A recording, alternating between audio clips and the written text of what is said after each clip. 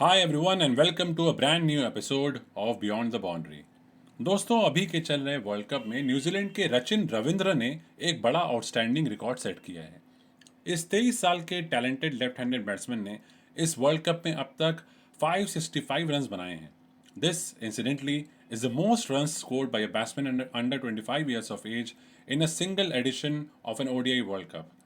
Rachin has now beaten the long-standing 27-year-old record set by India's very own little master Sachin Tendulkar। Sachin ने ये record 1996 के Wills world cup में रचा था। वैसे सचिन के उस 1996 वर्ल्ड कप की रिकॉर्ड की जब बात वापस उठी तो मुझे तुरंत वो समय और वो टूर्नामेंट याद आ गया।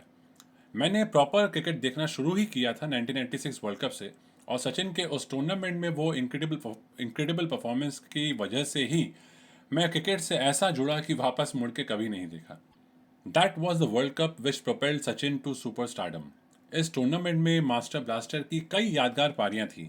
उनमें से सबसे ज़्यादा याद की जाती हैं his 90 against Australia at the Wankhede, his 137 against Sri Lanka at Delhi, and his 127 against Kenya at Cuttack in India's first game of the World Cup.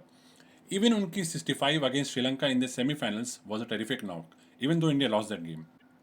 पर इस वर्ल्ड कप में सचिन की एक और ऐसी पारी थी जो ज़्यादा याद नहीं की जाती and which has been overshadowed, पर according to me it was a very special knock. मैं बात कर रहा हूँ सचिन के 70 रनों की पारी की which came in a low scoring encounter against the West Indies in Gwalior. ये इंडिया का सेकेंड मैच था इस वर्ल्ड कप का और खेला गया था on 21 February 1996 at the Captain Roop Singh Stadium Gwalior. West Indies ने टॉस जीतकर पहले बल्लेबाजी का फैसला किया।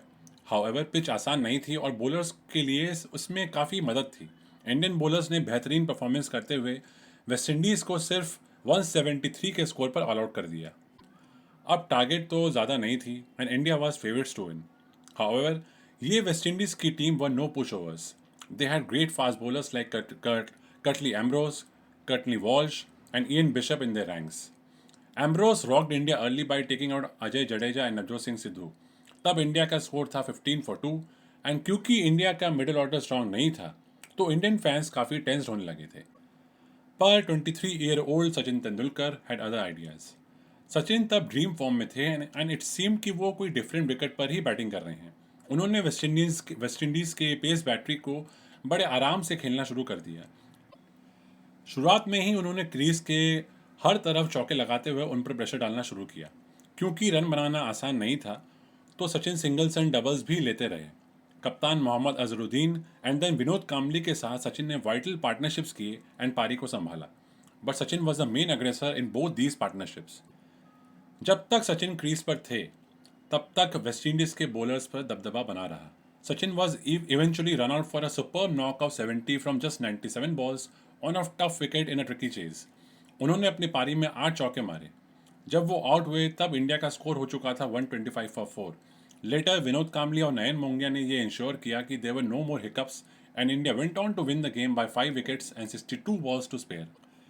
सचिन तेंदुलकर को अपनी ब्रिलियंट पारी के लिए प्लेयर ऑफ द मैच का अवार्ड दिया गया।